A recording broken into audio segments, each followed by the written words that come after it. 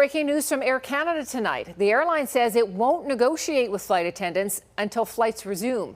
Air Canada flight attendants continue to defy a back-to-work order. They return to the picket lines, including here in Calgary, but passengers are starting to feel frustrated by the ongoing saga. Tyson Fedor reports.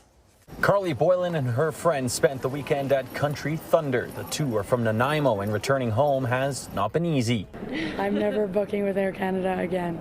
That's all I have to say. Air Canada and its flight attendants remain at odds over what fair pay and unpaid work looks like. We have an overall total compensation proposal of roughly 40% over 4 years. And we think that is excellent. The union representing the workers issued a strike notice Saturday. They remained on strike Monday with hundreds of more flights canceled. Because the Air Canada was not operating, so they book us with the Lufthansa.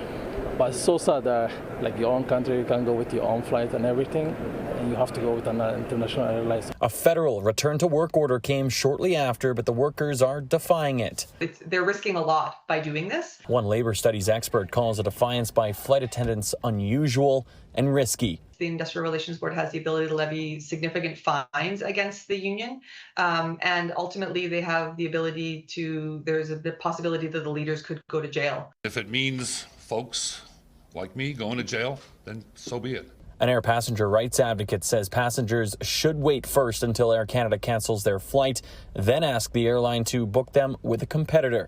International travelers may receive more compensation due to different air travel laws. If you're departing from the European Union to Canada, then Air Canada owes you meals, accommodation, and up to 600 euros, or from the UK, 520 British pounds per passenger lump sum compensation on top of your alternate transportation. Meanwhile, the Prime Minister is hoping to see a speedy resolution. We are in a situation where literally hundreds of thousands of Canadians and visitors to our country are being disrupted.